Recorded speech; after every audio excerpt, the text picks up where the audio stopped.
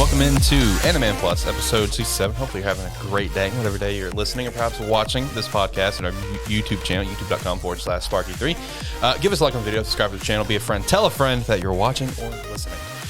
Joining with me, as always, I got Zach here in studio. Zach, how you doing? How you feeling this wonderful Thursday? I'm doing good. I'm ready to go. It's just sort of funny, as I saw you messing with the board over there. I just remembered I took a glance at Terrible Football Show's episode this week and just saw you showing it, shaking that Shane. It's like, remember the board! Because Shane completely he forgot to turn down the music and stuff on the episode that him and Tyler did themselves. So man, and like I said on that episode, it was so funny for me watching the raw version with Tyler, because right when the music was about to drop, I just saw both hands come up with Shane, just come back to do the intro. I'm like, no, he's gonna forget the music, isn't he? Well, it was also good for everyone to know what we're dealing with over here with the Rodecaster. Here, I'll pick it up here. Hope I don't unplug anything. Let's get this thing up. Yeah, look at that. Oh, look at that beauty. Those bright lights. Oh yeah, all the bells and whistles. Only took me a minute to order. That's true. That's true, because we were having so much trouble with it. We had it was... What was that ghetto setup? I don't even remember what it was, but I remember it was really... It was, okay, let me stress this. It's good amateur equipment, all right? It was, okay? But it was a Behringer audio interface, all right, a 4x4. And we had the headphone amp plugged up into it. And then to get phone calls for Josh for this show, I had to get an additional piece to attach into somewhere on there. I don't remember where. It was attached to my phone and attached to somewhere on the interface. I don't remember where, but it was so stupid to get that to work properly. Yeah, if I remember correctly, we just had one real bad recording day of having to deal with it where I just finally went, screw it, I just went and ordered the Rodecaster. And shout out to Zach, because now we have the Rodecaster. We've come a long way in terms of our equipment. I'm done with this crap. Yeah, we've come a long way in terms of our equipment. New headphones, these wonderful mics, the Rode Pod mics. We've come a long way, man. If you could sign up to the website, SparkE3.com, you can sign up for free, or you can sign up for $5 a month, get early access to podcast episodes such as this one right here, and other special perks like joining the Discord. You get special channels on the Discord. You can also go to SparkE3Shop.com. SparkE3Shop.com, pick up some merch. New designs will come out probably here sometime. Actually, yes, they will come out here sometime soon because of what we're working on for this show. Yes. Yeah, so new designs here soon. I'll probably launch a promo code with that. We also have another promo code coming up for Terrible Football Show because the NFL Draft is right around the corner, and those promo codes do work for the entire site, so just keep that in mind. As well as follow us at Twitter, at AniMan Podcast, and check out the other shows. Be a friend here. Gamesthetic, Terrible Football Show, talk about movies and stuff, which I think you guys are going to do something here soon. Shane and I are planning to do some Moon Knight stuff when that drops next week. Excited as hell for Moon Knight. So Shane and I think, are actually going to do that every week. It's only a 6-episode run, I believe. I think we plan to do that one weekly, so that's going to be pretty dope. All right, so for today's episode of AniMan Plus, we are still doing our thing right now of just doing topics because I still have not caught up to anything except 86, because 86 is fantastic. I did watch a couple episodes of some stuff this week, but still just didn't catch up. Still working on that. We do have Rising Shield Hero coming up here soon, as well as Spy Family, so that's super cool. Shut up, it's coming out. It's not getting delayed. There is a date. It is happening, but it is also confirmed for 12 episodes. Yeah. Yep, 12 episodes for Shield Hero Season 2. So, big sad there, but with the arc that they're approaching, understandable, I suppose. Would have liked more, but it is what it is. But yes, for today's episode, we will be talking about well-written characters, and we also have some guidelines that we've kind of set up, like what we consider makes a well-written character. And Zach and I are going to kind of go through and give some shout-outs to some characters that we think are very well-written within the manga, anime, webtoon world that we love so much. But before we jump into that topic, number one, we're going to chat about 86, the finale of season 2, or I guess technically the finale of season 1. Since this was only part 2 of it. That's how it was marketed. Was it? There was it's really weird because there was 2 different marketings for it, where it's 86 season 2, and then it's 86, part 2, where it's the second cour of this season. kind of like what Chainsaw Man's going to get, because that's also confirmed. Chainsaw Man's going to be getting it's basically 2 parts essentially, but it's weird the marketing on this, because I've seen a lot of people say, "Oh, can't wait for the announcement of 86 season 3." "Oh, I can't wait for the announcement of 86 season 2." I'm like, okay, which is it? Like which one is it? Like how the marketing for this was weird. Bottom line, we got the finale of 86 we're gonna chat about. That's awesome. And then really whatever else, anything else that you want to chat about? Did you see the stuff about Toei Animation? No. So Toei Animation got big hacked. Oh, okay. I did see that. I thought we were talking about something else. Nope. Was that this week? Yeah. Well, yeah. Oh, I was thinking that was last week for some reason. Yeah, and Tom kind of blends together right now, but no, that was this week. Yeah, they got big hacked. Caused delays across all their animes right now.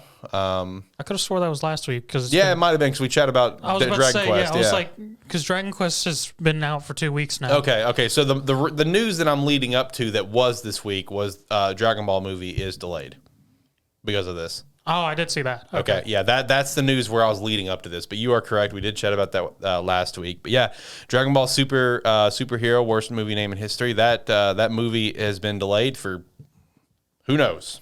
God knows. No time was given because of this hack. Josh made some comment to me where he's like, who would go out of their way to hack Toei Animation? I'm like, I don't know. Probably someone that wants to stick to Toei Animation because they're assholes and wants to take away everyone's content. So it's like, haha, Toei, how does it feel to get your content taken away?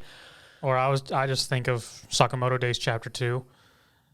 Those guys who took over a bus from plane and crashed into a studio because they axed their favorite series. Yeah. Anything else popped out this week that you want to chat about?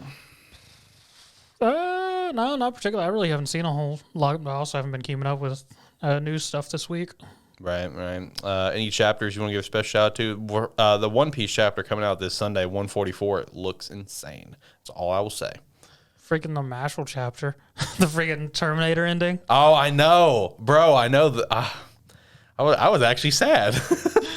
But I did love that. I love the reference. That was the quickest freaking character turnaround I've ever seen. Yeah. Oh, my God. That was so fast. Mashal was good. My Hero was okay. My Hero was all right.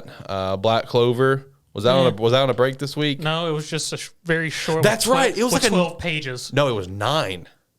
Oh, you're right. It was 9. 9-page chapter. Okay, seriously, let's chat about that for just a second. Is Black Clover ending? Because we are dead ass determined it is. Because, bro, what is up with these short ass chapters? Because I was talking to Josh about that on Saturday or Sunday when he came over to help me at the other house, and what baffles me about this, if you're just a reader of Black Clover, right? You don't follow any news, whatever. This is going to be, you might be questioning as well, but you may not be as questioning as much as me, Josh, or even you, Zach, because we follow the news. That's what we talk about on this show. Do you remember last year when funded by Shonen Jump, that Tabata got a brand new studio, larger staff, the whole works, right? You remember when that happened? No, I was telling Josh, I can't help but to wonder what the hell is going on with Black Clover, because it's as soon as all this the hype stuff started, which obviously started very quickly, we went from consistent 20-page chapters to 15, 14, 13, 12, now a 9-page. What is going on over there? Did he lose all of his staff? I'm so confused. I'm convinced it's ending, though. You can't, at this point, you cannot convince me otherwise until it's confirmed. At this point, it's ending. I mean, I'm with you there. I mean, with how everything's been going, I honestly don't know where the story would go from this point. Yeah. And maybe that's why we're getting so short chapters, because he's trying to figure out whether he's going to carry on or if he's trying to make something up after this and having to figure out how to work it in when he's already here at the end. Yeah. He's trying to pull Toriyama, basically. Just right as he goes. Hey, that only works for the GOAT Toriyama, okay? Other people can't pull that off. And it barely works for him. Yeah, it does, because there's a lot of plot holes with it. How was this week's Tokyo Revengers chapter? Because I did not read it yet. I mean, it was good. It was mostly setting up all the fights happening. Okay. And unfortunately, Tokyo Revengers is going to be on a slight hiatus. They gave no real return date. More or less, COVID hit several of the people who work on it. Well, T's and C's. So they've just put a straight hiatus for the time being, given no return date at this time. Gotcha. Well, T's and P's of that. T's and P's. Yozakor family was good. Yozakor family still good. Very much. I'm trying to think. The chapter that came out this week was the one I was hyping to Josh about. Like this chapter this week was super dope because like all the family are now setting up to try to find Korochiro, since he disappeared, whatever, and they're going through different ways to try to find him. Like Shion is looking at she's the big tech person, so she's looking at literally everything. And like he's just vanished. No cameras have picked him up. Nothing. Like he is gone. But what was so cool about this chapter is like as it's going to each character and like showing what they're doing to try to help this situation, it takes a flashback with that character and Korochiro when they were kids, or at some point in time, because one of them is still a kid technically. Okay. So that was a really nice theme throughout the chapter. Was each of the characters doing their thing, and then when it takes that flashback where it's just like it started off with Futaba, who's the oldest sister, where she's just like beating the fuck out of people trying to get information, and then it takes them when they were kids, and Korochiro said something about like, oh, she's too forceful for whatever, and then she follows up with just like, I'm gonna find you my own way by force, so it's like that sort of theme, right? It's like each of these like things that like almost lessons or whatever young Korochiro gave to everyone, like they're using that to try to help now find him, which was super dope. As well as when it comes down to Taiyo, it shows the flashback between him and Korochiro before the big mission with Tampopo, which I know you love that name, where at the time that's where Korochiro kind of set things up, where it's like, if something happens to me, you need to finish this mission sort of vibe. Yeah. Well, now you get like a new little like part of that scene essentially, because at the time in real time of chapters, that moment got interrupted by the family, whatever. So this is like the continuation of that scene where he gives Taiyo like this thing to take to the spy association and basically say something. It says something like, Korochiro delivered this to this person, something like a code, obviously. The orange is in the hen house. Basically. So just a theme, whatever. So then, Taiyo gets sent up to the top to meet the head of the spy association. He literally walks past the guy in the hallway, and the guy's like cleaning the hallway like a janitor. He's like, oh yeah, the president's office is right around there. And Taiyo, being the doofus that he is, like, oh yeah, thanks. He just goes in there. He's just kind of sitting there, just vibing, and the guy's just sitting up right behind him. The guy started laughing. He's like, for Korochiro, the younger brother, you're kind of an idiot, aren't you? So looking forward to seeing where it's going to go from here with the head of the spy association.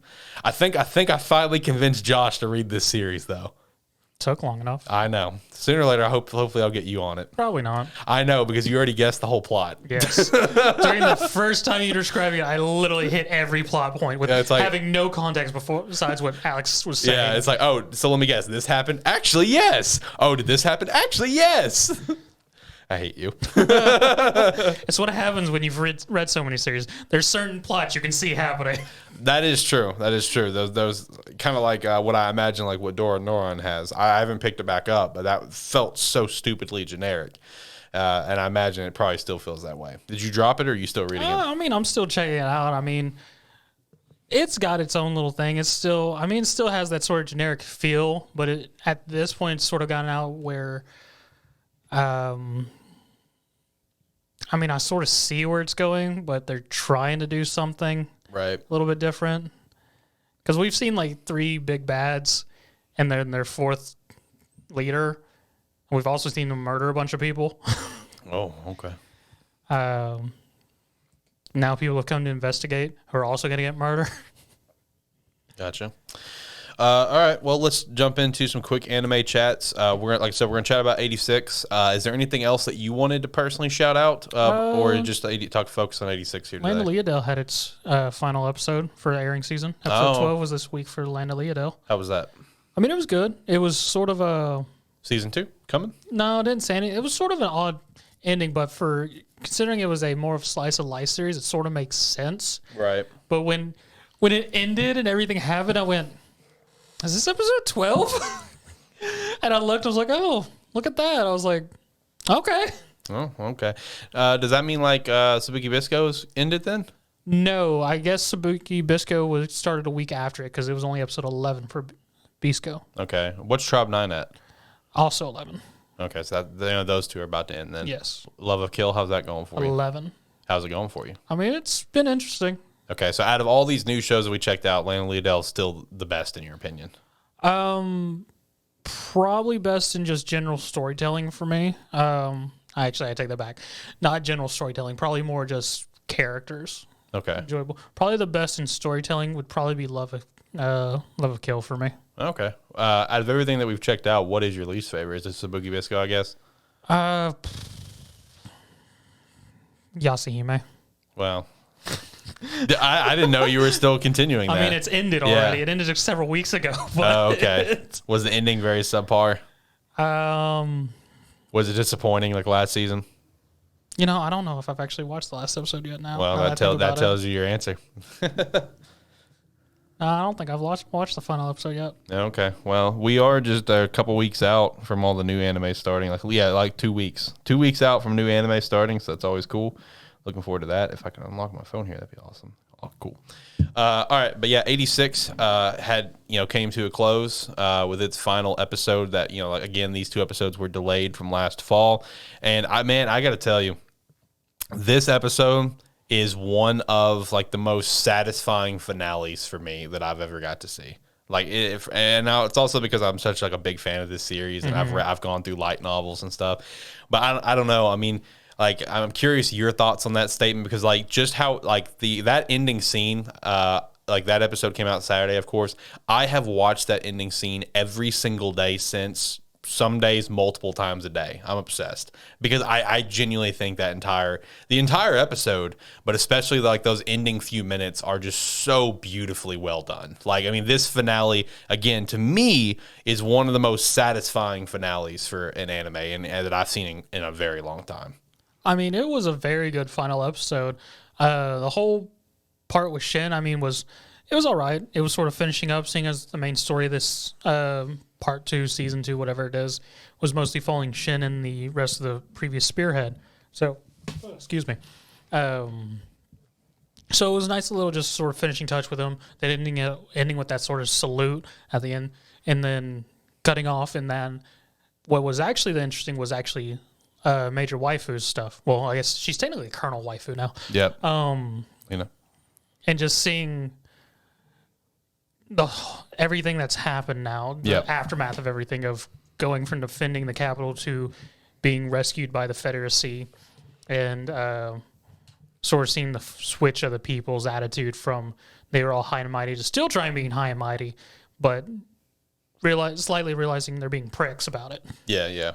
Because there was a moment where people were getting fed, were seeing served food, and some old guy's just like, "You gave that kid more than me. Can you?"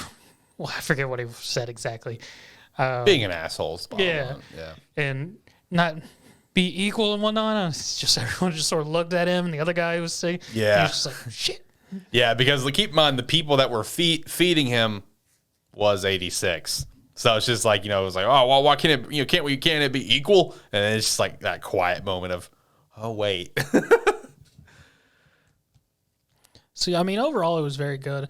And then actually seeing, since we haven't had any of Colonel Waifu's stuff this entire, besides the first episode, just seeing sort of getting her aspect of it, and just getting to see her real conciliation of her cork board, the people who died, grabbing her box of faces she's been keeping, similar to Shin's tags, and just getting her sort of going through all this. That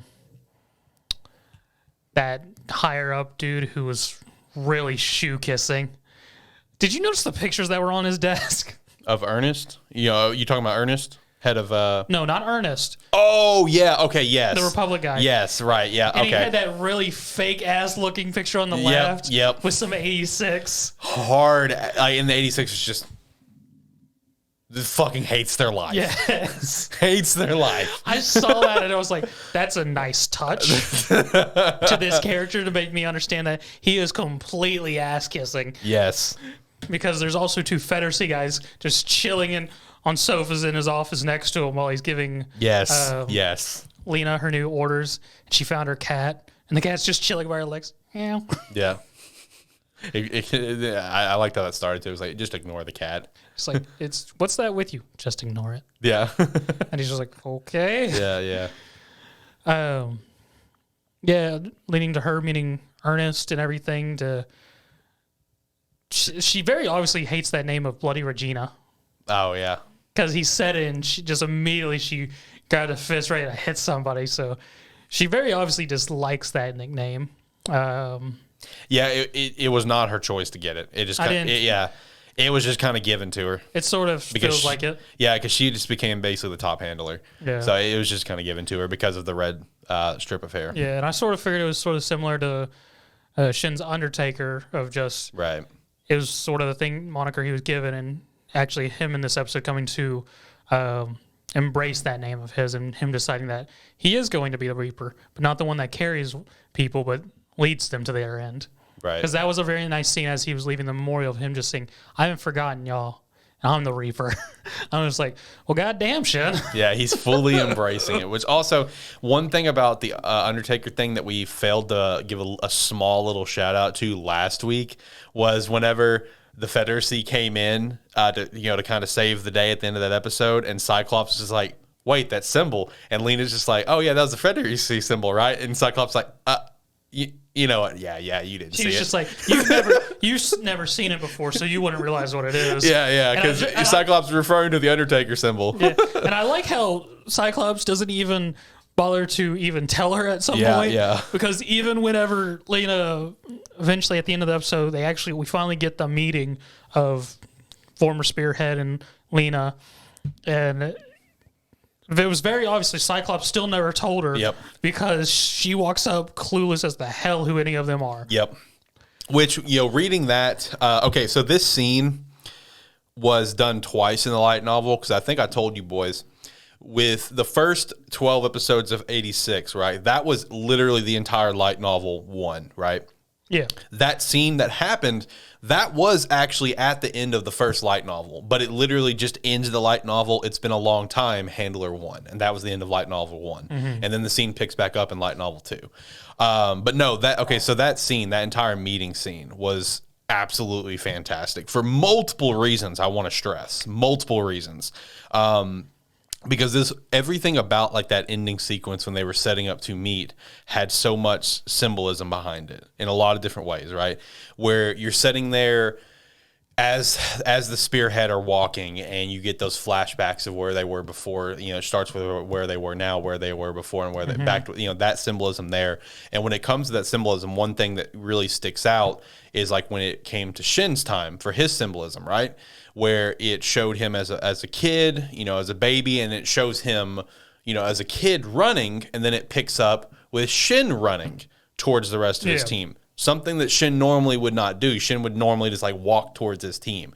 Where, this is the symbolism of, Shin has now reached that point, like you said, where he's fully embraced the Undertaker title, and he's really moving forward with life. You know what I mean? Which is, of course, thanks to everything that happened in the last episode where Lena never forgot about them, had the photo, whatever. With that as well, other like little pieces of like just, really dope touches that they made. There were 3 that I thought were incredible. The first one was when the meeting came, they came face to face. You have a shot of Fido. There was a little sparkle by his lens. Yeah, almost like he was crying. That was awesome. Nice touch. Which also with, I just do want to give a shout out to the actual meeting themselves, of where she introduced herself super formal, and then Shin is kind of like, this isn't the first time we met. You can hear everyone chuckling in the background. And then just like that drop of the hat almost of it's been a long time, Handler 1 was incredible. Like that line just gives me chills every time I hear it. But after like the obviously the tears come flowing, the big meeting thing, I absolutely adored the shot of the railroad. And then once it comes up with the railroad and all of them are saying the railroad was the end. There was no more, which is such a dope little reference, of course, to the end of last season where she was standing on the tracks facing, to try to follow them. And then she obviously says that she caught up to him, whatever. And then I don't know if you caught this, because I sure as shit didn't. I had to have someone point it out to me in comments. That little silhouette moment of where it looks like their hands are about to hold. Yeah. where it makes the 86. Did you notice that? I didn't notice that in the quick moment of watching it. I know I read in the comments of something right then and there. Oh yeah, that was so cool. I'm like, oh, did it actually do that? I went back up. And, you obviously didn't want because it was quick. Well, no, it shows it literally fades into the 86 logo. I know, but like I didn't notice that their hands was making the 86 because it was very fast. But I thought that was an awesome touch. I mean, the real nice touch of it all was like you're hitting the symbolism. I appreciate the actual fact that instead of each part ended with them saluting, meeting her, and her saluting, meeting them, and then it actually shows us the meeting through Fido again. Because they did that at the end of the first part too, of ending stuff showing through Fido, and I appreciate sort of seeing Fido's stuff, as you were saying, seeing where everyone was and where they've gone to, and just getting that like nice little flashback through Fido of just seeing the imagery, background imagery of whatnot and everything, and through Fido really leading up to finally them meeting. Yeah. Also, shout out to the fact that when the cat jumped out, literally everyone, they yelled out every name. Every damn one. I love that. Because they still can't decide on a freaking name for that cat. I loved that. That was awesome. That was such a nice touch, bro. And you know, coming into this episode, I meant to add an effect to the soundboard, but I just didn't. I meant to add "Shocker, I Cried." That will be an effect for us, because bro, I'm not kidding. I've watched this scene so many times, and every single time I tear up and I start crying because it's such a good scene, bro. The music is top tier in this scene. Love the score in it. Yeah, and again, it's just I can't sing enough praises. If you haven't watched 86, for the love of God, go watch 86. It is incredible. Anything else you want to talk about with that, or you want to go ahead and hop over to our topic for the day? I mean, I don't really have anything else to say about 86. I have been enjoying, though, that all the Funimation catalogs been moved to well, not all, but most of the it's working over to Crunchyroll. And I was finally able to watch season 2 of Megalobox. Nice. Because Megalobox is a great series. But for whatever reason, the season 2, when it originally came out, I could only find it in Spanish. Because an entire different team took over Megalobox season 2. And, like, even the titles for the series are all in Spanish. They're not in English or anything. That's weird. I mean, it is. Like, the whole release for Megalobox Nomad was really odd because, like, there was no real advertising for it, even though Megalobox did well. And everything, it just sort of came out. And it was in Spanish and Portuguese. Mm-hmm. And it was just sort of like, okay. Well, that's what's up. I mean, I did notice where a lot of catalogs are starting to move over. Not everything. I noticed there were some things that was part of, I guess, like the weekly release schedule. What didn't get moved over, like Tribe 9, I noticed didn't, unless it has now. I'm not sure. No, anything that they had contracted, I think, before the actual merger is still just on Funimation currently, which is mostly just airing stuff. Which that should probably get moved over as well, like going forward, like future contracts. Yeah, it should all just be Crunchyroll, I think. So. All right. Well, like I said, today's topic is well-written characters in anime, manga, webtoon. We're just going to kind of give our thoughts and some of our personal picks. That's all this really is. It's kind of giving what we think, what makes a good, well-written character, and giving shout-outs to well-written characters, diving into a couple of them in a little bit of detail, as well as just kind of giving shout-outs to stuff. So I guess let's start with what we kind of have is like our guidelines, right? Like how we consider what makes a well-written character. I sent Zach over a list today of like 4 different things. I'll read through those of what we what in our opinion makes this, our guidelines, whatever. So the first one, of course, I feel like everyone can agree to this naturally, is a character who has a backstory. Like, what is their backstory? I think we've done a bonus cast on tragic backstories or great backstories at some point, did we not? Something like that. It was something. Yeah. I know we did a tragic backstory, or was it tragic backstory? I think it was, because Guts was number 1. Guts was in I think it was the last one we talked about. Yeah. Yeah, so I want to say we did tragic backstories. So, hang on, my phone went to sleep, sorry. No, it wasn't tragic backstories. It was interesting backstories. It just, for whatever reason, most of the picks that you and Josh had were fucking tragic backstories. Okay, yes, that's true, because you had some lighthearted ones. Yes, I had good backstories, which weren't freaking doom and gloom and like, oh my God, kill me, my parents are dead. All right, Batman, calm down. That's right, yeah, it was just top 10 backstories or something, and me and Josh went very deep on the dark side. But yes, a character who has a backstory, their family relationships, events that happen to the character's life prior to the main story, etc. The next one, which this one is a very big one. one.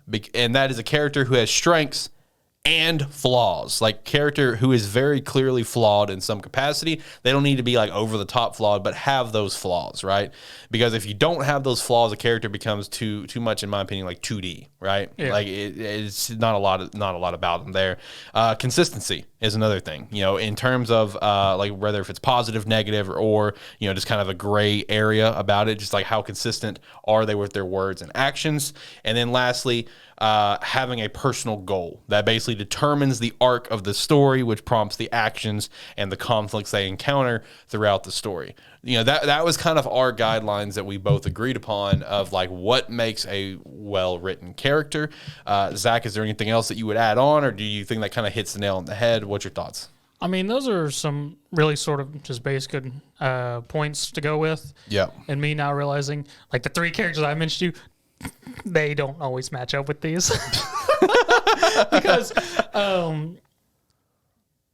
some of the characters I've chosen, they are very well-written characters, but their actual character building and whatnot is not necessarily told through their characters themselves, actually through their actions interacting with the rest of the cast of characters. Right. So they're actually characters that their main focal point, but you actually get more from who they are and whatnot based on the reaction with the main cast of characters and other things.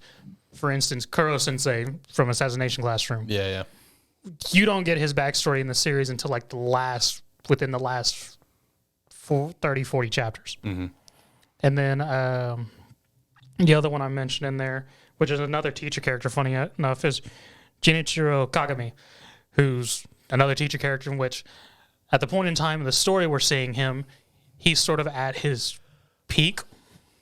And we hear references to his backstories and stuff, but don't actually get it till much towards the end of the series and things like that. But I'll go into it once we go more into it. It's just, now that I'm thinking about it, I was like, It's all right. I sort of went against our guidelines. Well, look, okay. Whenever Zach and I was talking about what topic to do, and we did the well-written characters, I asked him like 1 or 2 questions, and then we gave answers, and I literally said, fuck it, we're just gonna wing it. Okay, so that's what we're doing. We're here, we're winging it, boys.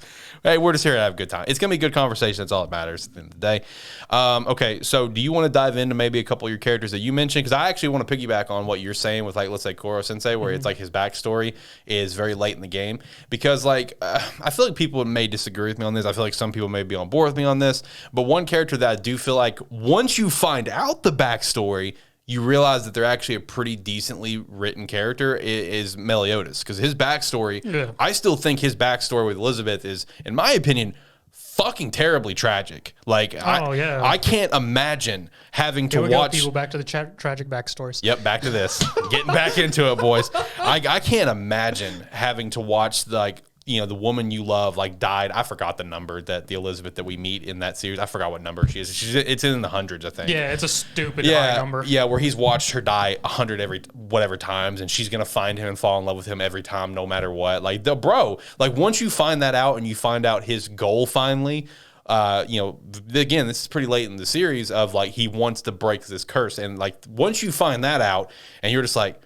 Click, click, click. And you start piecing everything together of everything that's transpired. You're like, okay, shit, everything that he's done makes sense now. And that's what becomes a well-written character for him, in my opinion. But that's late in the game, kind of like what you're saying. So I wanted to piggyback on that. Well, Kuro Sensei from Assassination Classroom, he is a very well-written character in the form that at the start of the series, all we have is he's this octopus monster that's going to destroy the world. And for whatever reason, he's chosen this class of students who are the only ones he's going to allow to even attempt to kill him. Mm-hmm. And that's sort of just our base. And then we just run through the series of him teaching these kids, them trying to kill him and whatnot, and him just helping each of the students sort of come over their own flaws and whatnot. And it's sort of just a weird thing of where, as you see him interacting with the kids and everything and the events happening around him, just like the kids, the students and whatnot, you grow attached to Kuro Sensei, and you no longer see him as this evil octopus teacher creature that you just want to kill. It's very enjoyable character going along with the shenanigans that was that series at time, until finally you get his backstory, and it all clicks, it makes sense why he's been doing all this, and just brings clarity to just tons of points that have been there, and makes so much more sense of he was a human experiment. Bad shit happened.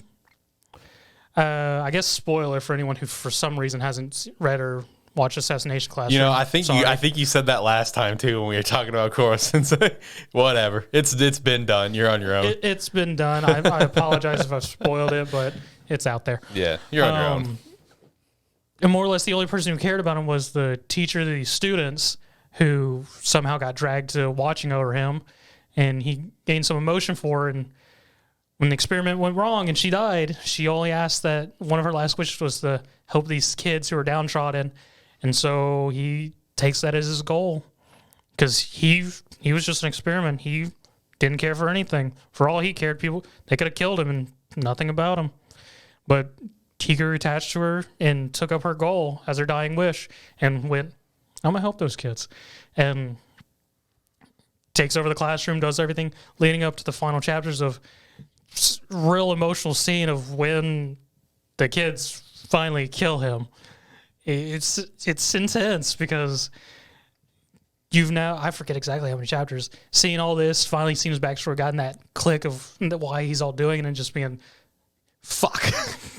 It's like, I don't want to see him die now. Right. It's like, this is depressing as shit. I was just like, and he's more or less helped build all these characters, along with sort of just showing off his own case of character of just being really well done and everything. I was like, shit. And then building up our main kid of who takes up the torch of being a teacher at the end. He's a really short kid. And in the end, goes to a school full of delinquents and puts them all in their place with his assassin techniques. Right. But yeah, no, Koro Sensei's a very well-written character in the terms of, I guess technically a support character, not as a main character, because he is a main focal point, but he's not the main character. But he really helps shine light on all the students who take the main focus. Right. Does that series, I guess, besides, Koro Sensei, is that series like have a main protagonist, or is it just like? Yes, there is, because the main cast is the entire class. Yeah. But there is one specific student who sort of takes the protag role. Okay. I always just assumed it was kind of Koro Sensei. No, Koro Sensei is sort of he's just the most notable. He's the center. Yeah. Of it. Right. He's more or less a big center support character, and everyone else takes front roles with him, just sort of shoving people in the way. Mm-hmm. But they're towards like the halfway mark is you sort of get a focus of a very specific student. I gotcha. Okay. I don't want to dive too much into this because I do, but I'll pull it back a little bit. But one character that I do just want to kind of like give a shout out to is, of course, Shin from 86. We just finished talking about 86 because he's a very well written character from where the series started to where we are now with the end of this season, where the writing has been incredible in my opinion. Where it's like throughout all season one, very cold, very calculated. Finally succeeds in like killing his brother. Kind of starts to, has that emotional breakdown where it's like starts to let things go. Literally the beginning of season 2, we start to see him be a little bit more open, as well as the end of season 1, actually. Yeah, the end of season 1 as well. Yeah. We start to see that as well. And we just start to see him be different, whether it was like messing with Frederica's hair or whatever. But he's still in a way like very just kind of cold, but not as much as before, to where this season comes to a close where he's almost like flipped a switch. I mean, and everything that has happened at this point, it's all very understandable where he's gotten, because how he became how he became. And his writing from where it is now, from where it was to now, I think it's been phenomenal. So just want to give a shout out there. Don't want to dive a lot into it because we already sing a lot of 86 praise as it is, and we just finished like 20 minutes of 86 praise. So now just going to give like some quick shout outs here to multiple characters, because I don't want to dive into them because of how popular the series is, and that's of course Naruto. Naruto has a lot of great characters that are well written, but I don't want to like dive into them, right? Because it's one of the biggest shows in the world. So let's spend some time focused on some other series, right? But of course, like obviously Obito, like Pain, Naruto himself, Kakashi, Itachi, Sasuke, all very well written characters for different reasons. But one that I do want to dive into a little bit more, and I want you to kind of piggyback with me on this, is going to be John from Unordinary. Again, I just wanted to shout out Naruto because it's a great series, lots of well written characters. I thought it was going. I know. I just wanted to shout him out. Because look, it's Naruto. You know what I mean? Like, people listening to the show, like I named those characters, they'll probably be like, "Oh, yep, yeah, okay, yeah." That's like, what do we need to say? To just continue to sing praise on what we've probably already talked about before in a couple of these characters. Why have they not done this with Boruto? Yeah, I know. It's like, where's this anime? It's like those people. It's like, oh man, Boruto's dad seems cool. Can we get an anime about him and his past adventures? Let me show you 400 episodes. Yeah, exactly. But no, I do want to dive into John, our main character from Unordinary, because like his writing, as we have talked about before, when the season 1 was going on, it's understandable how he became, right? And it's actually funny because that was kind of referenced in this latest chapter. I enjoyed this chapter. Blake calling him out on that shit. Yeah, he's like, what's your fucking problem, dude? Do you not get tired of just flip-flopping back and forth, Yeah, because at one point you're fine with everyone beating your ass, and then you become the Joker and starts beating everyone else's ass, and now you're back to letting people beat your ass. Like, what's your problem, man? And, when the series starts, like, you do actually, believe that he doesn't have a power. You're under the impression, right? At the very least.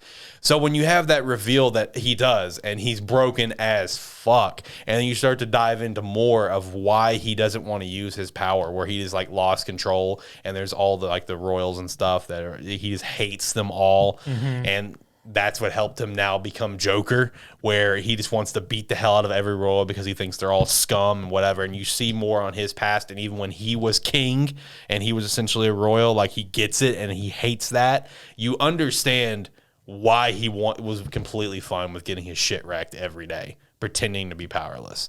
What's your thoughts on John and how he's been written throughout the series, and especially where he is now? Because like where he is now is very fascinating with the character that we're currently dealing with. Yes, I mean his whole story was really well done, of just starting off with, as you were saying, being this sort of on the bottom of the barrel to the reveal of he's actually very strong, sort of seeing him fall into that pit of anger and paranoia, leading to him more or less burning all the bridges around him. Even when people tried to reach out, he still just went, excuse me, dang.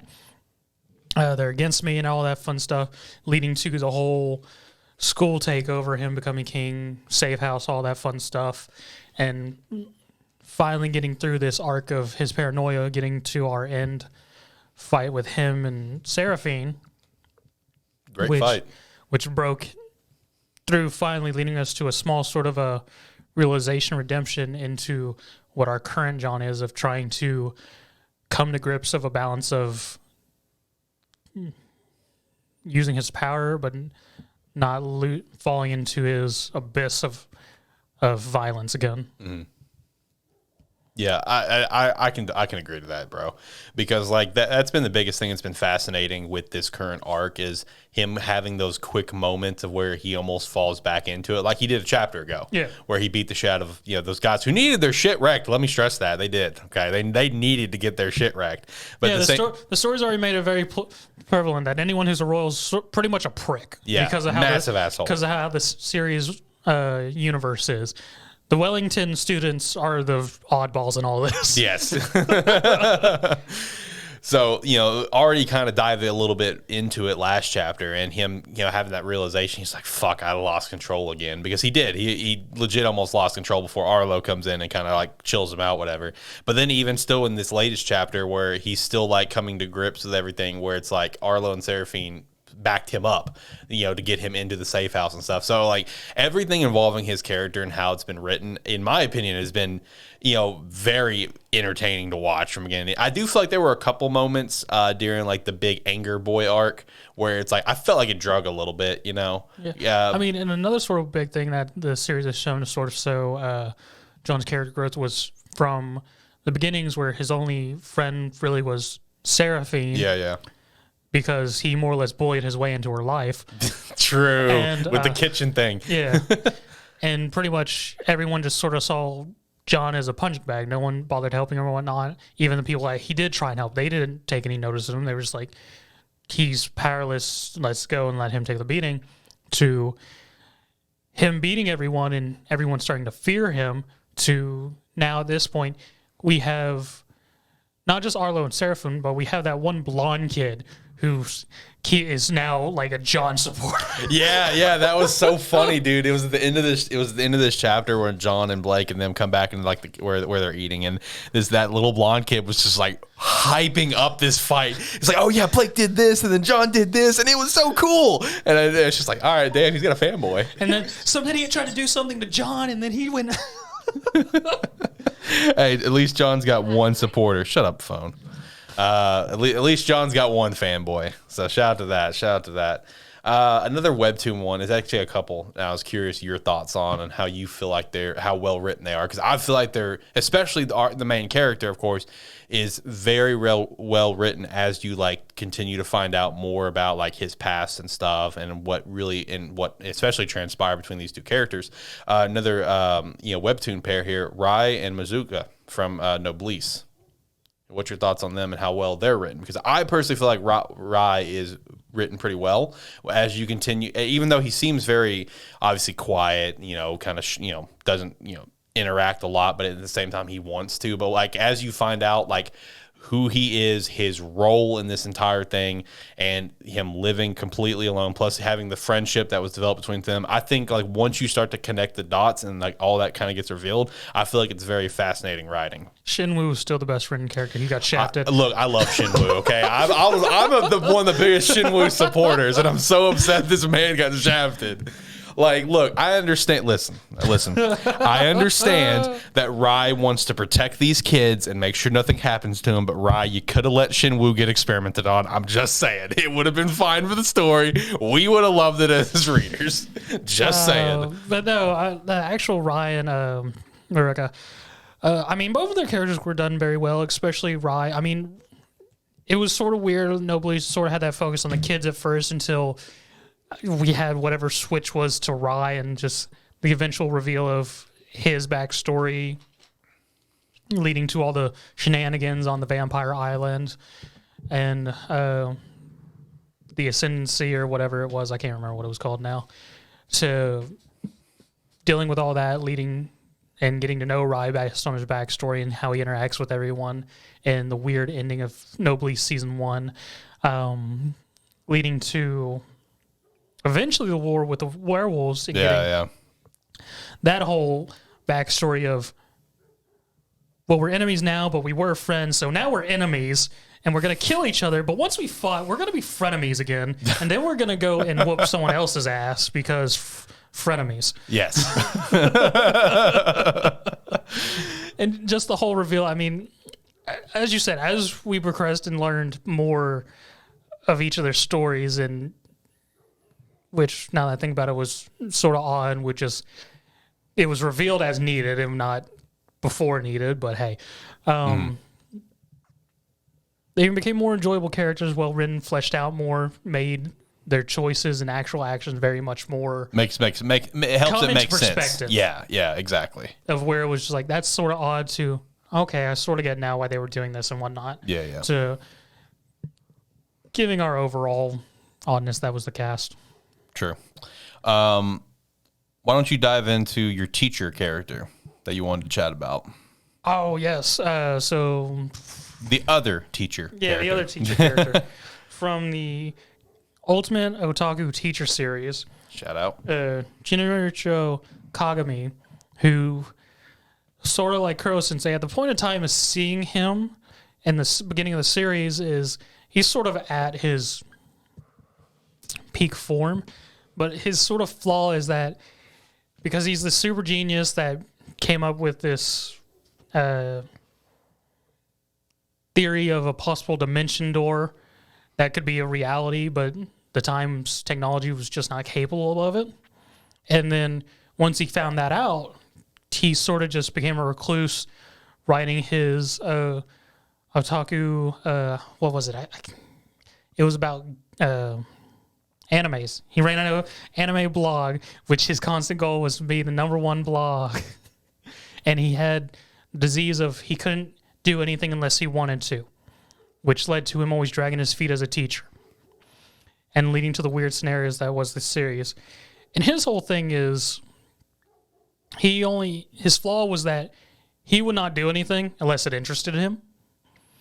And the sort of interesting thing that came to him was more or less hoping these kids move along to be able to choose their own paths, not just follow what other people's are telling them to do and everything, leading to each of his encounters with the kids, sort of showing them what else they could do besides whatever they were doing, giving them confidence to what they were doing. Eventually leading to the weird upper school, which was a bunch of just very, I can't think of the word of it, but personality-based characters. Mm-hmm. And more or less, he's doing all this, trying to show off this way of teaching everyone to just, you can pick your own path. You don't have to follow what everyone else is saying. And what's his reference? He literally relates it to he's acquiring party members as he teaches each of these kids. He teaches them a new way of thinking of, I'm just acquiring party members. Like, he literally calls one person Robo-Man. There's the May. Yeah. So eventually the final arc of him sort of revealing his backstory of just like, he was in high school, he wanted to make a dimension door to go back in time. And to do this, he learned physics and everything to become the top person in like physics and quantum space theory and anything within like a couple years to an insane level. And just finding out that the reason why he didn't do this was there was a girl he met in the hospital who was dying, and she sort of helped bring him out of a bad time and whatnot. And her unfortunate passing hurt him so bad, which led to him going into this phase of trying to find a way of bringing her back, which her and him were big manga fans and whatnot, and read Doran Doran, and there's the Doran door, and he's just like, what if I can make that? Which leads to him into his whole escapades of becoming the best in quantum physics and everything. But I mean, his overall character was written very well and shown mostly through his actions of teaching the kids and everything leading up to the reveal of his backstory and the reason why he became such a genius himself, and sort of making sense of why he was showing them that you don't have to follow the path that everyone else wants you to go. I mean, very enjoyable series. I always suggest to people, but just another character that really shines through his interactions with other characters and eventual reveal of his past. Okay. And what's the name of that series again? The Ultimate Otaku Teacher. Okay. I think, have you talked to me about that one before? Maybe. Okay. Well, there's no telling. Yeah, that's true. You talked to me about a lot of stuff. What else did you have on your list? Because I mean, I've got a couple more that I want to give shout outs to. But after that, I'm gonna unfortunately go on my Hitman Reborn fangirling for a couple characters. So I'm trying to not have you suffer through that just yet. As much as I hate the series, I gotta admit, Pop is actually very well written in Dragon Quest. This is not where I expected this to go. As much as I hate on that series, Pop is actually is probably the most interesting written character to me of that series. Of just because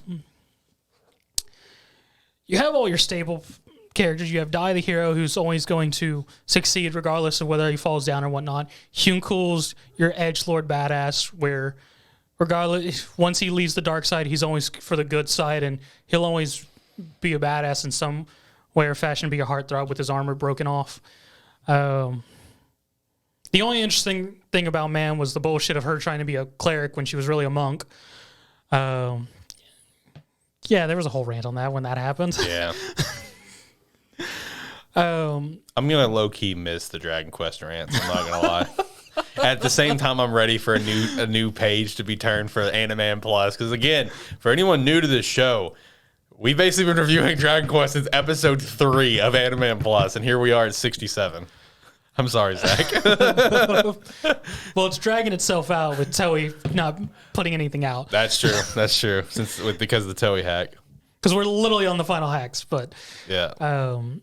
Pop's overall story of just being a general coward of just he was trying to escape his normality life by following Avon and becoming a mage and everything, leading to Avon's passing and him trying to come to terms of, is he a full student of Avon and everything? What is he good for? His powers, as he slowly comes into realizing that he is an actual powerful mage. Because I've said, throughout us that Pop was low key the strongest mage with just the bullshit of him just going, oh, that's a magic spell. I was just like, what? Even though he's constantly down on himself about his own insecurities, just because versus all the other characters who have actually very interesting backgrounds, Pop is literally just a kid of some blacksmith. And he just chose to follow Avon to get away from his normality and become a mage. And just him always being stuck amongst all these people with Mam, who's the daughter of two of the people who part of the previous hero Avon's party, Dai being some child who's actually a dragon kid born of I forget what they're called now. His father and a mother being part dragonkin, being the new hero. Hyunkul being an edgelord who was raised by a skeleton soldier. Crocodile, he's a fucking crocodile. The one that looks like a gangster or whatever. Is that Crocodile? Yeah, that's how you originally described him to me. Yeah, I think it was. Yeah. The princess, she's a freaking princess of a kingdom. Right. He's just some blacksmith kid who's like, I can use magic. And him constantly coming down on himself is just like, how can I compare to him? It's like, as much as I hate on him for that, it sort of makes sense. Because like, as a regular person seeing all this around, and you're not going to go, yeah, I can match up. They're going to go, oh shit, what am I here for? Right. And just sort of that initial of hating on Pop because he's a coward, eventually leading to him having his courage to do the weirdness that he did of trying to be a man, to eventually where we are now of him just constantly psyching himself up through seeing other people's to, I can stand alongside everyone. I am actually very powerful, to him coming into his own. Is like, I don't need to be the same, be on this, as have a big background as strong as them. I'm going to be a prick. I'm going to deceive people, and I got magic. And him finally realizing that, at least I hope so at this point, and him going, I can be by everyone else, and I'm going to help them. Still fuck Pop, though. Fuck Pop and fuck Dragon Quest. Once Toei comes back, then you're one step closer to it being done. How many episodes do you think it has left? We're literally finishing up like the third fight with Hadlar, because he should have died like 4 times in this series. That's right. You said that. He's been pulling a mocker off. Got it. And we're on what I assume is going to be our eventual. Well, the fight with him is fine, and now we're at the point where Hadlar is going to be like, I'm satisfied, die with our fight. I'm now going to sacrifice myself to save you and Pop. Because that's literally what's going to happen. I guarantee it. Right. And then we have to go through the whole fact that they still had to fight King Varn, still have to deal with Kilvern, who's still a guard. So there's still at least 2 fights there. So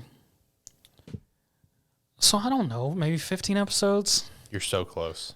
You're so close to freedom. I can hope for 15. Yeah. Because we got to deal with the Kilvern stuff. Then King Vern, he's going to kick the shit out of him. Then they're going to have we're the heroes, let's hype ourselves up moment of turn the tables, fight King Vern, leading to the second or third part of the fight. Second part, then it's a matter of whether King Vern comes back. It's like, well, I have another trump card. Well, I'm going to match your trump card. The final fight, then a whole finishing thing of everything. So maybe 20 episodes. Let me ask you, are you at the point of Dragon Quest right now where it's like, the end's in sight? Are you at the same point emotionally like how I was towards 7 Deadly Sins? Yeah, No, I think I'm better off. Okay, that's true. I was suffering. I love the Seven Deadly Sins manga, but Jesus Christ, finishing that anime was torture. Because I already see where the rails are going. Because I've mentioned this series is hard tropey. Yeah. True. So I see where this is going. I'm just on rails now. Oh well, all right. Let's get this over with, I guess. A couple characters I do want to give a shout out to, and there's one that I want to shout out that I'm not going to necessarily say is a well written character. I must say it's an effectively written character for what it was going for, right? So in a sense, a well-written character. And the reason I'm going to shout this one out because I recently saw some comments from the creator of this series on this character that I thought was so funny, especially with the person who shared these comments with the picture that, again, made this hilarious to me. But I'm going to shout out Denji from Chainsaw Man. And the reason why is because recently Fujimoto had some interview talking about Denji and like talking about writing him and writing other characters and and versus like what other characters we see in the industry. Yeah. And like one thing that he was talking about is, he thinks it's cool that like teenagers, whatever, just want to chill. You know what I mean? Like just chill, play video games, like not like be like have to, really push to do everything, like really strive to be the best. Like, it's fine to chill and not be the best. So he wanted to write Denji in a way that was really relatable, where with Denji's goals, which we've joked about before, and the picture that someone shared is the one where Denji's like hitting the ground. He's like, I just want to touch boobs. So I thought that was really funny because it's just like, I just want to make a character that's really relatable and feel very real. He just wants to smash. That's all he wants. So I'm not going to say a well-written character. I'm going to say an effectively written character for what he was going for. But another well-written character that I will shout out, of course, is Light Yagami from Death Note, because that's one of the better written characters out there. I mean, and I'm not going to say it's the best. Like, I know some of the best that a lot of people would like to pitch is Guts. I know one that a lot of people will throw out there as a very well-written character. From what I know of Berserk, I would agree. As well as there's like one villain from Berserk that I know a lot of people really talk about as a very well-written villain in the anime manga world. But yeah, Light is one of the better written characters out there, where all of his goals, as the series progresses, it's like all of his actions, they make sense for what he is trying to accomplish. Why did my phone randomly restart? Okay. I don't know. I was using Your that. phone's freaking out this episode, man. Apparently it's doing an update without my permission. So that's cool. He gave you a chance. The Pop Dad said we're restarting in like 15 seconds. I didn't see it. But yeah, no, Light's a pretty solidly written character. But I do have some characters that I do want to talk about from Hitman Reborn, of course, because it wouldn't be one of these lists. I'm going to just do this. Thank you. It wouldn't be one of these lists without me talking about Hitman Reborn. Now let me say this, like, it's my favorite series of all time, yes, but I'm not going to sit here and like hype it up as like they have like the best written characters in history, because they don't. I'll say that up front. I know they don't. I just do think they have some interesting writing with some of the characters.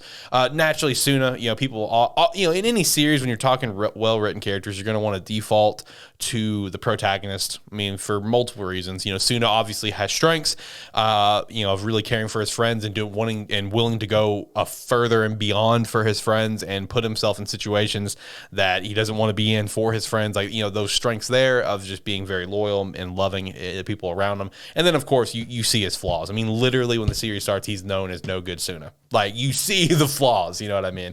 But I do want to talk a little bit about Gokudera, the Storm Guardian, because I think there's a lot of interesting writing behind Gokudera, and I feel like he's one of the better written characters in that particular series, because, like, he has these strengths of being, like, one, being a strong character, and he's, talked about as a strong mid-range fighter, so he has strengths in terms of just general strength, as well as just being, like, fiercely loyal, unbelievably intelligent. The dude is so insanely smart, very talented in other ways, where it actually kind of touched on with his backstory, where he was very skilled at the piano, but he left that behind. He left behind the chance to be a pianist, whatever, and ended up joining the mafia, et cetera, et cetera.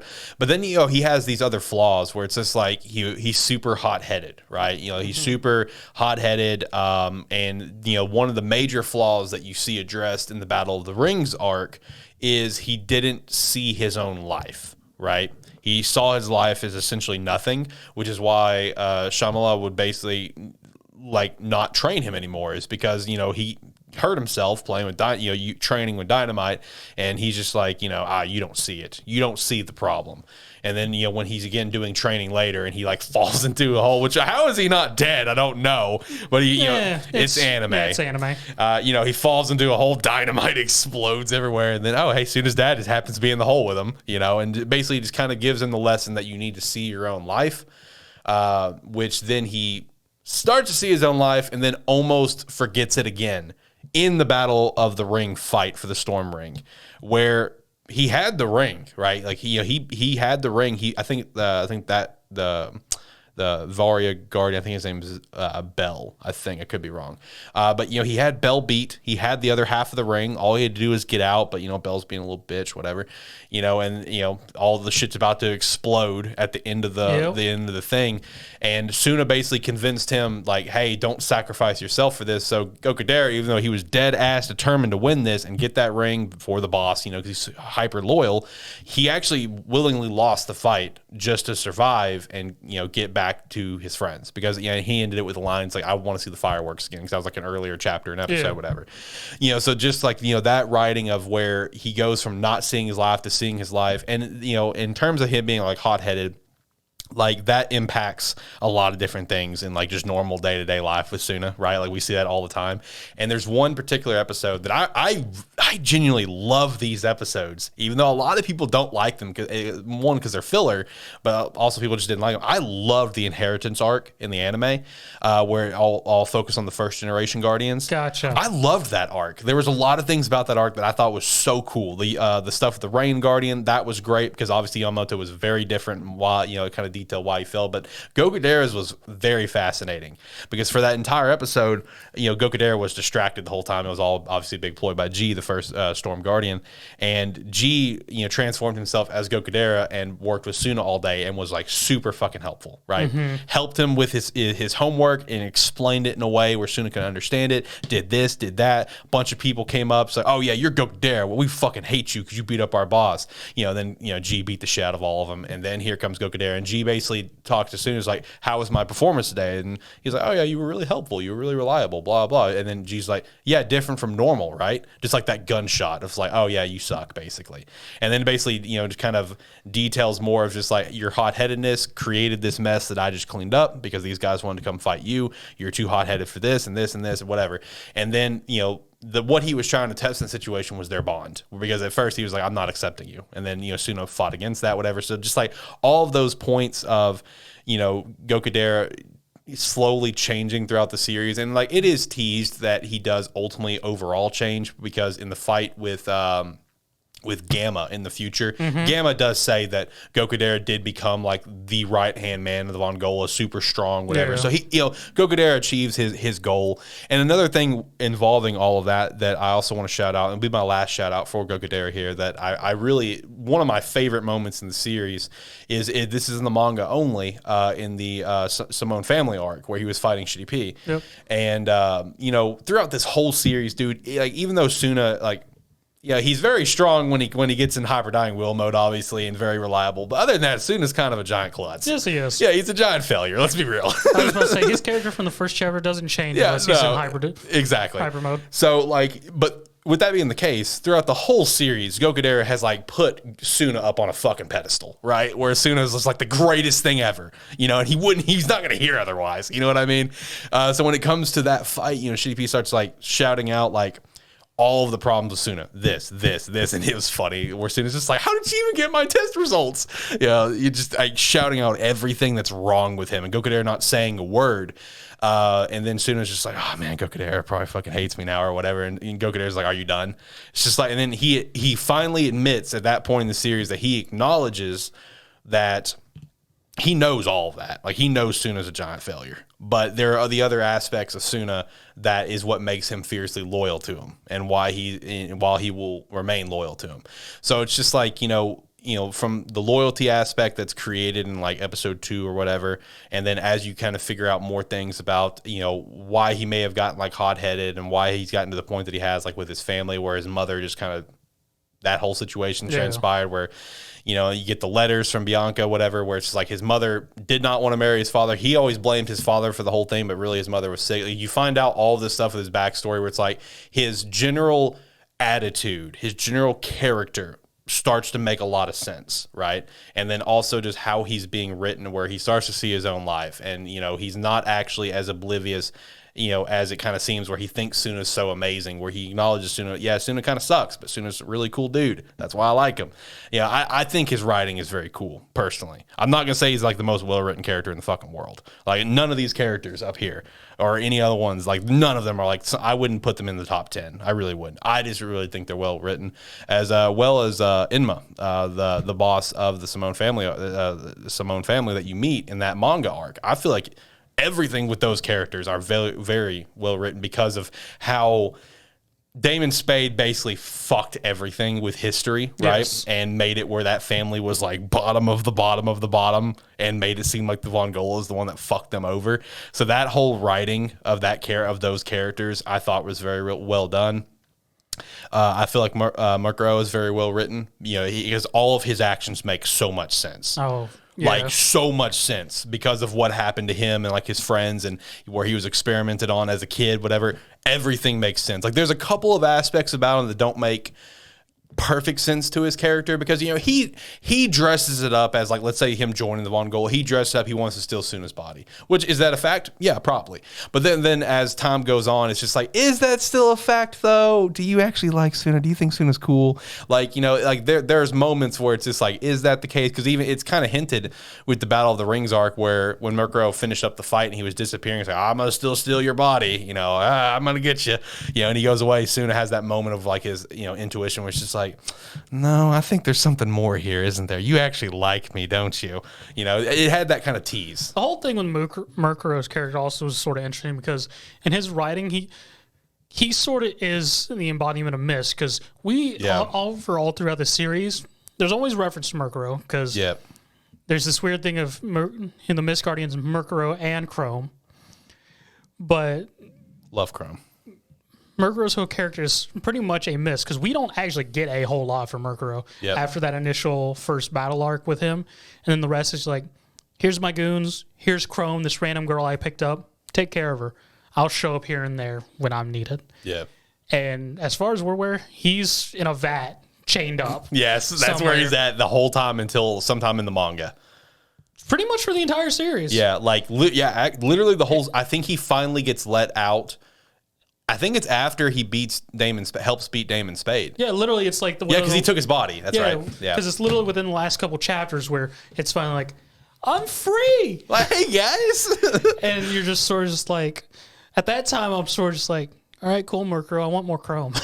I love Chrome. Chrome's great. Chrome is great. Yeah, because it was the final arc. Yeah. Whenever he got out, because of that's right, because he basically like disowned Chrome. There was those few chapters where Chrome got disowned. Yeah, his whole ending, Murkrow, was really weird, which made his character slightly inconsistent. But again, his character is literally the embodiment of Mist. Just, he's there. You know he's there the entire story. Yep. But he just comes and goes. Yeah, exactly.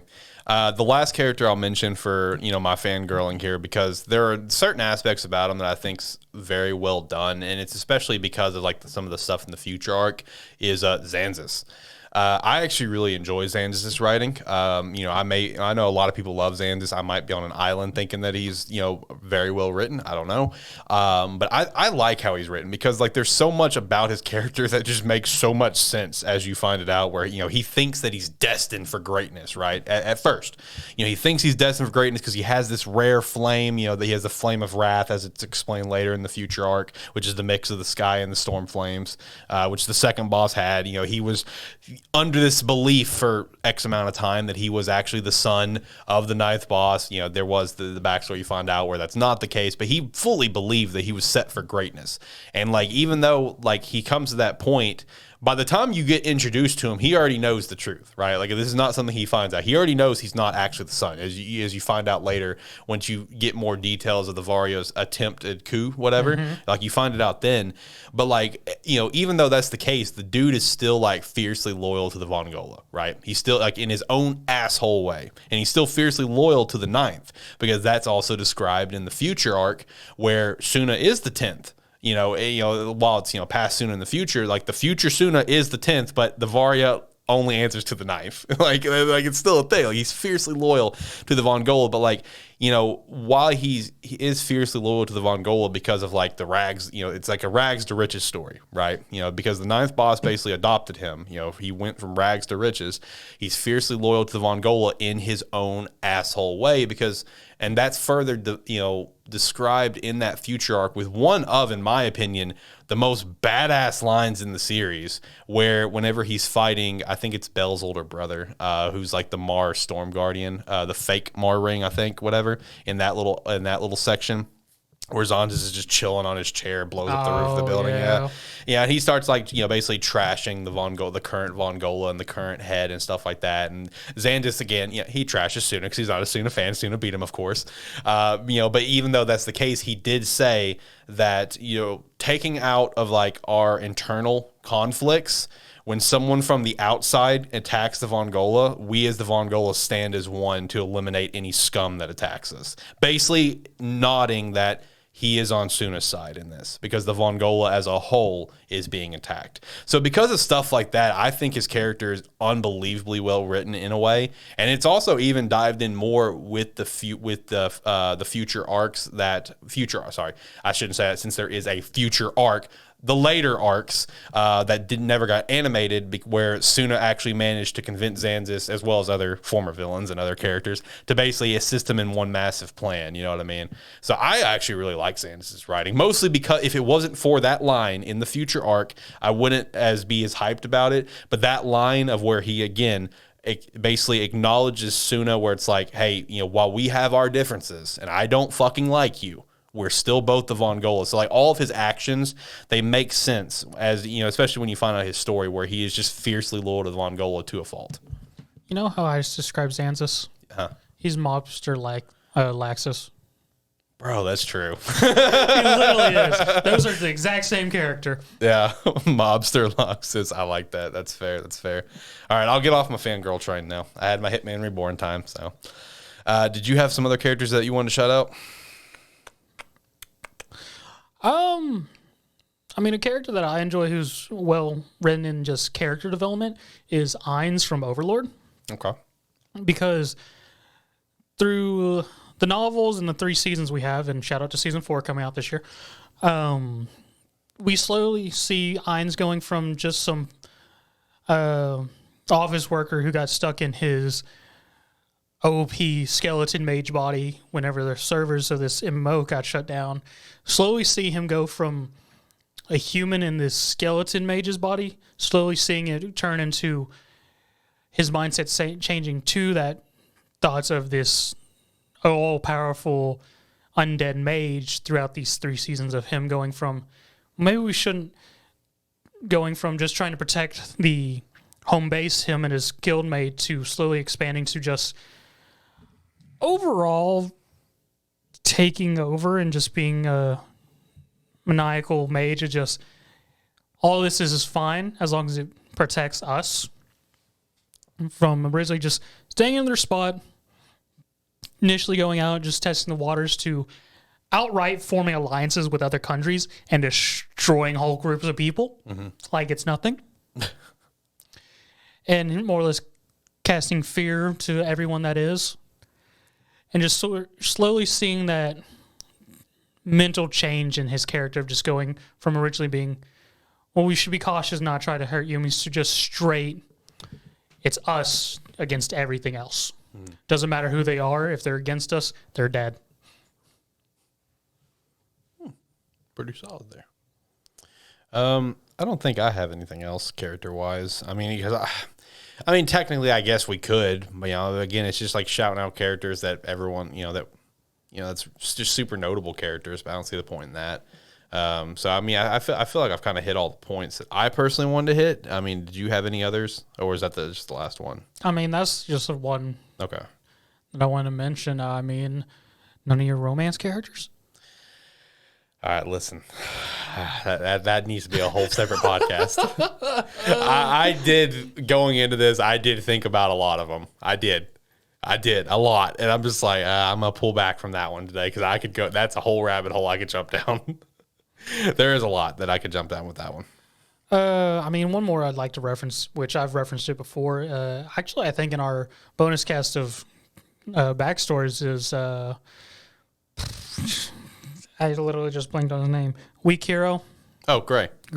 I thought about Gray earlier too when I was talking about John and stuff. Just because he's a well-written character of just learning why he's so adamant about dealing with bullies as he is, and seeing his development of sort of having that still sort of fear of dealing with them to his eventual character of just come fight me.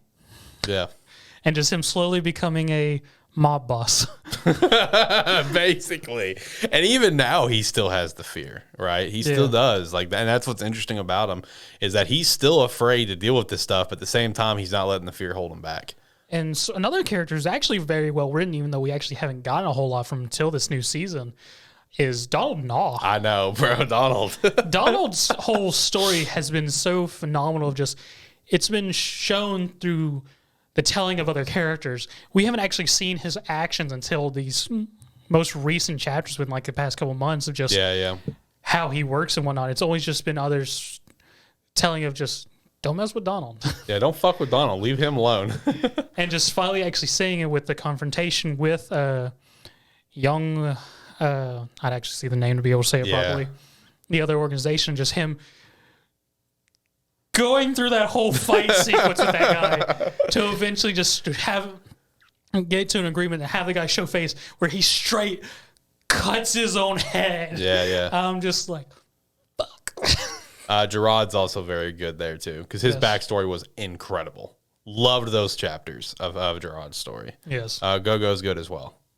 Yeah. I mean, honestly, that Webtoon has a lot of great written characters, honestly. No, my romance ones, they do have a lot. You know, I mean, True Beauty, like every character is very well written in different ways, especially our protagonist. She's very well written. Sam from Let's Play. I love Marshall's writing as well. Martial Law, I love his writing because like the end of season 1. Wait. Did you just say martial law? Yeah. Are you shitting me right now? No. Do you get that reference name at all? No. Okay, I don't know if it is an actual reference name, but martial law is a Tekken fighter. Is it? Okay. Yes. Yeah, I want to say it's Martial Law. Yeah, because that's like his online persona. That's not his real name. That's just his So it is a reference to Tekken Fighter. That's his online name. It probably is, yeah. I mean, that's just his stream name, Martial Law. Well, now I can never unsee freaking Martial Law trying to pick someone up now. God damn it. But no, his writing is awesome because like diving into it, whatever, it's just like as the series progress, you get like these little, like what I love so much about Let's Play is like I love like the little where you get to basically see the inside of a person in terms of like how they're thinking, right? And different like almost like art style. And so like where like in terms of like Marshall's case, it's like a little chibi version of himself, and he's like trying to like force up a light switch where it's like turning on that persona, but he can't because he just doesn't have the motivation to turn on that persona for multiple reasons that get explored. You know, and there's like there's different flaws that play into his character as well as strengths, whatever, as you continue to find out. But like the end of season 1 was awesome. End of season 1 was absolutely incredible because it was just like it went from like such a big high to such a low so fast, like snap of a finger, because he, you know, literally the series starts where like he completely shits on Sam's game because he played it wrong. You know, he played it as like some action RPG when it's like a mystery adventure game. So whenever he plays it correctly, he's just like, oh, this game's actually pretty cool because there's like all these different branching paths you can do. Oh, yeah, you've mentioned this before. Yeah, it's like, oh, yeah, this is so cool. So he actually, when he tried, and he wants to try it again because he finds out Sam starts becoming his friend because they're neighbors, and he finds out that because of him trashing the game on his video or stream, completely destroyed her creator record, whatever. So he was trying, basically give it another chance to help bring the game back into light, where it's like, hey, this game's not as bad. I just played it wrong. I'm an idiot. Play the game. It's fun.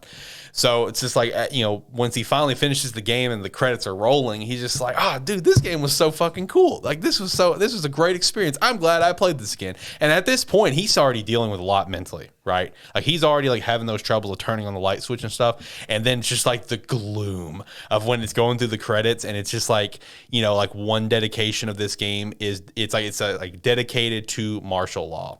Sam dedicated part of that game to Marshall, because when Sam was in the hospital dealing with all of her health problems, she would watch Marshall streams a lot when he was literally just starting, like an OG fan. Like when it's like, I'm the one person in the Twitch stream right now, that level of fan. So like, and it just, him just playing games, living his best life, whatever, just helped motivate her to create this game. So yeah, she has it in the credits, motivated to martial law. So like when he sees that, just the fucking everything just goes black and white of just like, he loses all color in his face, is complete doom and gloom, to the point that he actually passes out and has to go to the hospital. Oh, then. Yeah. Love Let's Play. If you haven't read Let's Play, fucking read Let's Play, man. Me and John were fangirling about Let's Play not long ago. John apparently reads a shout to John, co-host of Gamestetic. I mean, he reads a lot of romance. Yeah, me too. Sub-Zero, Down to Earth. Mysterious Girlfriend X. Fuck that, bro. Fuck you, John. Mysterious Girlfriend X sucks. I did pick up a new one, though. And when I say new, I mean like it's brand new. There's only like 6 chapters called Reunion. Oh. Did you see that? Yeah, I did. Did you read it? No. It's actually pretty interesting. I was really hoping you were going to say Love Advice from the Great Archduke of Hell. I saw that one, but did not read it. That's that one I showed you with the fish people. Yeah, did not read that one. But no, Reunion. So good. Dude, Reunion is pretty solid. I'd recommend giving that one a read. That's another topic for another day, though. I feel like we've kind of finished up here. Again, this was, we're talking about, what makes a well-written character, some well-written characters we wanted to shout out, go a little bit more detail in, and of course, talking about 86 and stuff. But I feel like we kind of reached the end of this one. Yep. So I guess I'll hit the music. We'll get out of here because I'm kind of hungry. I want to go eat a wrap because wraps are delicious. Music is being hit. All right, like, comment, subscribe, rate, whatever your platform allows. It does help. If you're watching this on YouTube and like what's going on, you can hit that subscribe button. If you actually want to know when anything's put up, you can hit the bell, and it'll let you know. And that's youtube.com/SparkE3. Also, just to further stress how much of a Hitman Reborn fangirl I am, I want to show everyone my lock screens because I love them so much. Like, look at this. So we got a nice Suna one here. Let's lock it. Look at that, Gokudera.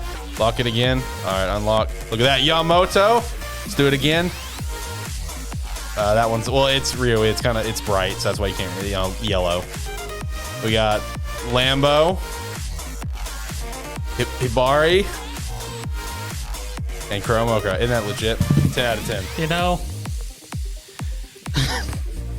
based on those lock screens, someone might think something else other than you like that anime. I know. Considering all the shots were fairly shirtless.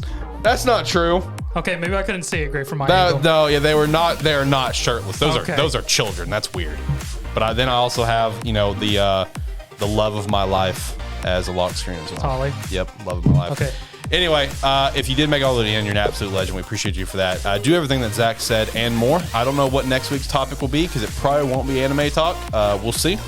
I've got a pretty busy weekend ahead of me because we're moving the pod room. Yeah. Shout out to that. This is actually the last episode in this studio. Yep. Next week, we will be in the new studio. That is my weekend plan, is getting everything moved over there and hopefully all set up. Shout out to that. It's going to be super dope. Looking forward to that. It won't be completely done in terms of decorations, but everything will kind of be set up. So that's kind of the main thing. Make sure to check out the website, of course. Sign up for free. We'd appreciate that. Go check out the merch store. Pay attention to the merch store because we do have, like I said, a promo code coming out soon because we do have a small change coming here for AniMan Plus soon. We're going to launch a promo code with that with some new designs. So that's going to be cool. With that said, till next time, guys, have a good one. See you. Bye.